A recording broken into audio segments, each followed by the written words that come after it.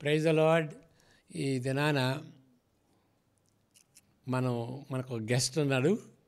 మరి నూతన సంవత్సరంలో మనం ప్రవేశించినప్పుడు 7 దినాలు అయింది. కానీ మనకి నూతన సంవత్సరం శుభాకాంక్షలే చెప్పుకుంటూ ఉండాలి. ఎందుకంటే మనం నిర్ణయించుకోవాలి.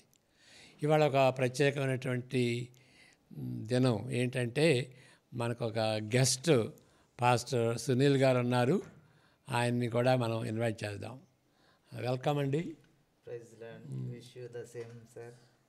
మరి ఈరోజు ఇక్కడికి రావడం చాలా సంతోషంగా ఉంది. ఈ దినాన మత్తయి 7వ అధ్యాయం మీద ధ్యానించుకుందాం. ఒకే వచనం మీద ధ్యానించుకుందాం. అది 7వ అధ్యాయం 1వ వచనం చదువుతారా? మత్తయి సువార్త 7వ అధ్యాయము 1వ వచనం. మీరు తీర్పు తీర్చకుడి, అప్పుడు మిమ్మల్ని గూర్చి తీర్పు తీర్చబడదు. చాలు.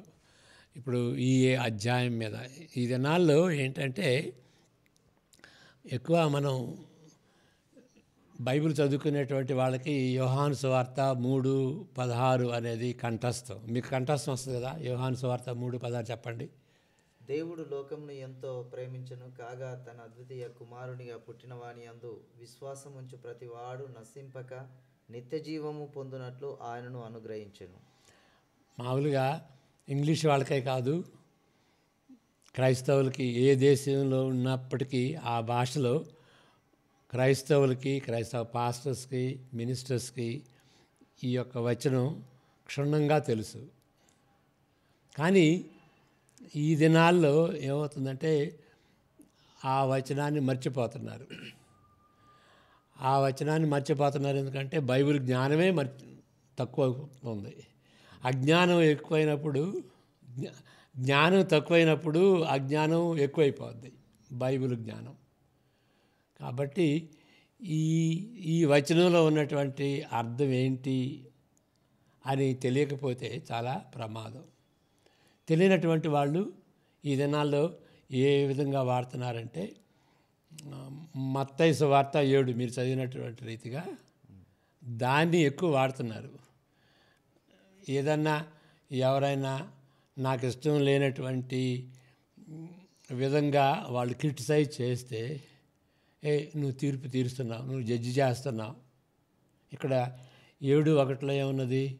Judge not lest you be judged. మీరు తీర్పు తీర్చకండి, మిమ్మల్ని తీర్పు తీర్చబడకుండా ఉండటానికి మీరు తీర్పు తీర్చకండి అని యోహాను సువార్త 3:16 కంటే మత్తయి సువార్త 7:1 ఈ దినాల్లో ఎక్కువగా వాడుతున్నారు.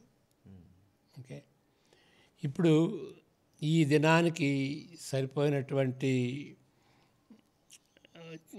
ఈ దినానికి చెందినటువంటి 4 అధ్యాయాలు ఉన్నాయి. ఆదికాండం 7, మత్తయి 7, ఎజ్రా 7, అపోస్తుల కార్యాలు 7 అధ్యాయాలు. ఈ 4 అధ్యాయాలు చదవాలి. ఆదికాండం 7లో ప్రళయం గురించి ఉంటుంది కదా. మరి ఆదికాండం 7 మనం చూసేటట్టయితే 7:23 ఫర్ ఎగ్జాంపుల్, అది ఏంటి అని అంటే అక్కడ ప్రళయం ఉన్నట్టుగా, మరి ఆ ప్రళయంలో దేవుని యొక్క 7:23 అక్కడే ఉన్నది, చదువుతారా? నరులతో కూడా పశువులను, పురుగులను, ఆకాశ పక్షులను, నేల మీదనున్న జీవరాశులన్నీ తుడిచివేయబడెను. అవి భూమి మీద నుండకుండా తుడిచివేయబడెను. నోవాహును అతనితో కూడా ఆ ఓడలోనున్నవి మాత్రము మిగిలియుండెను. కాబట్టి ఆ ప్రళయాన్ని బట్టి ఏం జరిగింది? అందరూ నశించిపోయారు. మనుషులు నశించిపోయారు, జీవరాశులు కూడా నశించిపోయాయి. అప్పుడు దేవుడు నోవాహు ద్వారా ఒక నిబంధన చేశాడు. అది ఏంటి అంటే, ఈ జీవరాశులన్నిటి మీద ఇక ఎప్పుడు కూడాను ఎలాంటి ప్రళయం రాదు అని చెప్పాడు.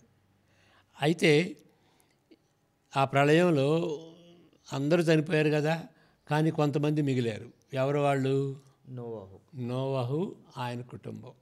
కాబట్టి నోవహు కుటుంబానికి మిగిలినటువంటి వాళ్ళకి తేడా చూపించాడు, విచక్షత చూపించాడు, డిఫరెన్స్ చూపించాడు కదా. కాబట్టి ఈ ఈ రెండు వాక్యాలకి దేవుడు అక్కడే, దీని వెనక ఉన్నటువంటి దేవుడు అక్కడే. ఆదికాండం 7:7 రాసినటువంటిది దేవుడు, మరలా మత్తయి సువార్త 7 దీని వెనుక కూడా ఒకే దేవుడు ఉన్నాడు. మరి అక్కడ విచక్షత చూపించాడు కదా. మనుషులందరినీ తుడిసివేసేసి నాశనం చేసి జలప్రళయం ద్వారా మరి కొంతమందిని ఆయన రక్షించాడు, విచక్షత చూపించాడు. మరి ఇక్కడ ఏంటి? తీర్పు తీర్చకూడదు అంటే విచక్షత చూపించకూడదు అని అర్థమా? కాబట్టి దీని అర్థం ఏంటి? ఓకే, అది మనం గ్రహించుకోవాలి. ఇప్పుడు 7:6 చదవండి. 7:6 అక్కడ కూడా చూడొచ్చు మీరు. 7 నరులతో కూడా పశువులను. మత్తయి సువార్త 7:6 అంటే ఇప్పుడు మనం మత్తయి సువార్త చదువుతున్నాం కదా. ఈ 6వ అధ్యాయంలో ఏమున్నది? 6వ వచనంలో ఏమున్నది? పరిశుద్ధమైనది కుక్కలకు పెట్టకుడి, మీ ముత్యములను పందుల ఎదుట వేయకుడి, వేసినలా అవి ఒకవేళ వాటిని కాళ్ళతో తొక్కి మీ మీద పడి మిమ్మను చీల్చివేయును. కాబట్టి ఇక్కడ పందులున్నాయి, వాళ్ళ ముందు ముత్యాలు వేయకూడదు. కుక్కలున్నారు, జాగ్రత్త. ఆ కుక్కలను కుక్కలుగా చూడాలి. పరిశుద్ధమైనటువంటి వాటిని కుక్కల ముందు పెట్టొద్దు, పందుల ముందు ముత్యాలు పెట్టొద్దు అని వాళ్ళని కుక్కలుగా ఎంచమన్నాడు, వాళ్ళని పందులుగా ఎంచమన్నాడు కదా. కాబట్టి అక్కడే విచక్షణ చూపించమన్నాడు, అక్కడే తీర్పు తీర్చమన్నాడు. మరి ఈ అధ్యాయంలోనే ఇంకా ఆ విధంగా విచక్షత చూపించడం అంటే జడ్జిమెంట్, విచక్షత, డిసర్న్మెంట్ అనేది చూపించమని అన్నట్లుగా ఈ అధ్యాయంలోనే కొన్ని వచనాలు చూద్దాం. 15 నుండి మత్తయి సువార్త 7:15 నుండి 20 వరకు చదవండి. కొంచెం లాంగ్ సెక్షను, కానీ విచక్షత చూపించాలి అనేటువంటి విషయానికి ఈ వచనాలు దోహదపడతాయి. అబద్ధ ప్రవక్తలను గురించి జాగ్రత్త పడుడి, వారు గొర్రెల చర్మము వేసుకొని మీ యొద్దకు వత్తురు, కానీ లోపల వారు క్రూరమైన తోడేళ్ళు. వారి ఫలము వలన మీరు వారిని తెలుసుకొందురు. ముండ్ల పొదలలో ద్రాక్ష పండ్లనైనను పల్లేరు చెట్లను అంజూరపు పండ్లనైనను కోయుదురా? అలాగుననే ప్రతి మంచి చెట్టు మంచి ఫలములు ఫలించును, పనికి మాలిన చెట్టు కాని ఫలములు ఫలించును. మంచి చెట్టు కాని ఫలములు ఫలింపనేరదు, పనికి మాలిన చెట్టు మంచి ఫలములు ఫలింపనేరదు. మంచి ఫలములు ఫలింపని ప్రతి చెట్టు నరకబడి అగ్నిలో వేయబడును. కాబట్టి మీరు వారి ఫలము వలన వారిని తెలుసుకొందురు. ఓకే, ఇక్కడ మనం గ్రహించాల్సింది ఏంటంటే ఈ 7:1 వచనాన్ని మనం అపార్థం చేసుకోకూడదు. అపార్థం చేసుకున్నటువంటి వాళ్ళ వ్యాఖ్యానాలని మనం బయట పెట్టాలి, అది తప్పు అని. సరిగా దీన్ని అర్థం చేసుకోవాలి. తీర్పు తీర్చుట అనే దానికి అనేక అర్థాలు ఉన్నాయి, అనేక కోణాలు ఉన్నాయి ఆ పదానికి. ఓకే, మరి దాన్ని గ్రహించుకుని అనేక కోణాలు, అనేక అర్థాలు ఉన్నాయి కాబట్టి ఏ అర్థంతో ఇక్కడ వాడబడింది అని గ్రహించుకోవాలి. ఇక్కడ ఏంటి అనంటే స్వనీతితో ఆ దాన్ని మనసులో పెట్టుకుని నీకంటే నేను గొప్ప అనేటువంటి స్వభావంతో ఇతరులని తక్కువ చూపు చూడటం, చూసినప్పుడు వాళ్ళు వేషధారులుగా ఉంటారు. ఎందుకంటే అదే తప్పులు వాళ్ళలో ఉండి వాళ్ళని క్రిటిసైజ్ చేస్తారు, అది వేషధారణ. ఆ వేషధారణ కలిగినటువంటి వాళ్ళు ఏమనుకుంటారంటే నీకంటే నేను గొప్ప అని ఆ, చెప్పుకుంటారన్నమాట. ఇలాంటి తీర్పు దాన్ని ఏమంటారంటే జడ్జిమెంటలిజం అంటారు. జడ్జిమెంట్ అంటే విచక్షత అనేటువంటి అర్థం కూడా ఉంటుంది. విచక్షత, తీర్పు అనేది ఉంటుంది.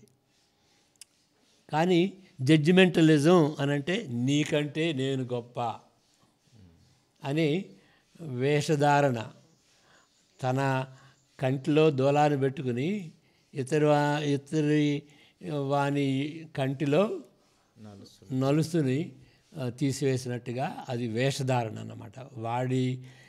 వాడి జీవితంలో ఉన్నది వాడేం గమనించుకోకుండా ఇతరులని వాడు క్రిటిసైజ్ చేయటం, నీకంటే నేను గొప్ప అనుకుంటూనే. అలాంటిది జడ్జిమెంటల్ నిజం అంటారనమాట. కాబట్టి అలాంటిది తప్పు, దేవుని దృష్టిలో అది అసహ్యం. ఓకే, కాబట్టి ఆ విధంగా మనం ఉండకూడదు. కానీ విచక్షత ఉండాలి. విచక్షత అంటే ఏంటి? ఇప్పుడు ఇక్కడ ఈ సందర్భంలో ఏంటంటే మంచి ప్రవక్తలు ఎవరు, దుష్ట ప్రవక్తలు ఎవరు, మంచి బిలీవర్స్ ఎవరు,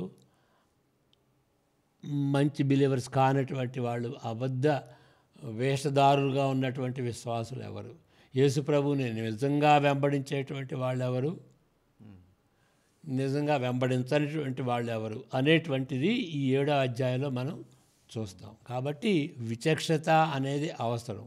రైట్ రాంగ్ అన్నీ ఒకటి కాదు.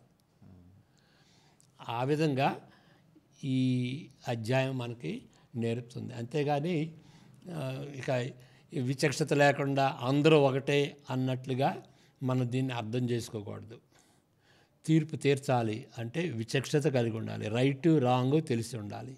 కానీ నీకంటే నేను గొప్ప అని ఇతరులని తక్కువ చూపి చూడకూడదు.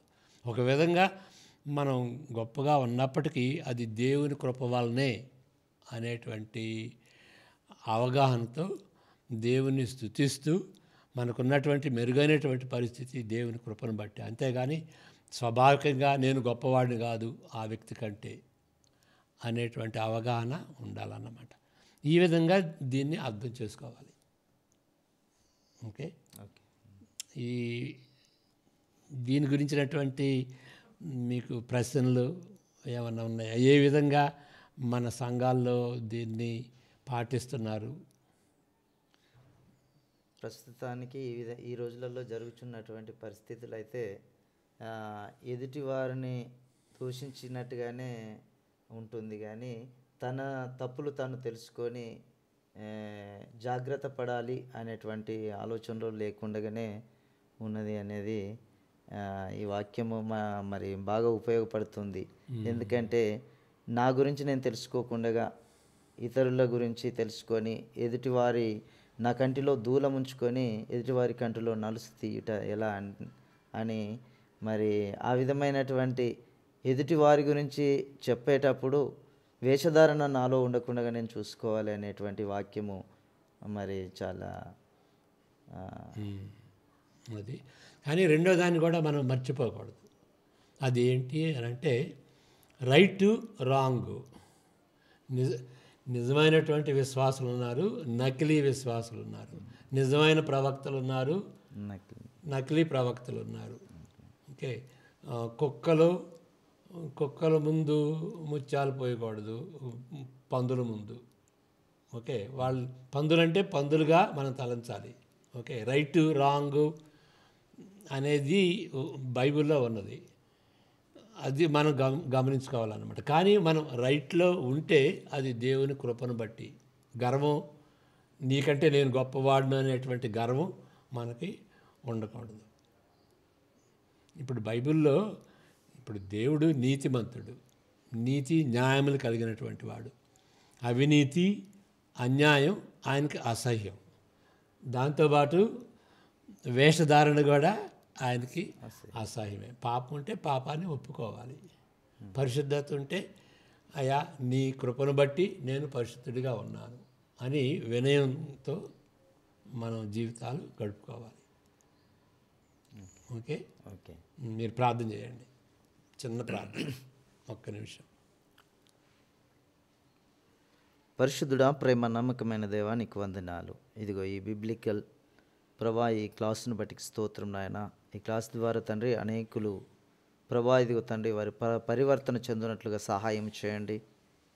ప్రభా ఇదిగో తండ్రి సార్ని జ్ఞాపకం చేసుకొని ప్రత్యేకంగా చెప్పబడుతున్న వాక్యము మీ నామ మహిమార్థమై అనేకుల రక్షణ కొరకై ప్రభా ఇదిగో మీరు జ్ఞాపకం చేసుకోమని ప్రార్థిస్తూ ఈ యొక్క కూడికను మీ యొక్క కృపగల హస్తముల చేత దినదినం దీవించుమని యేసుక్రీస్తు ప్రభుపేట ప్రార్థిస్తుంటున్నాం తండ్రి. ఆమేన్. ఆమేన్. మీకు చాలా థ్యాంక్స్ ఈ దినాన జాయిన్ అయినందుకు. Praise the lord. Praise the lord. God bless you.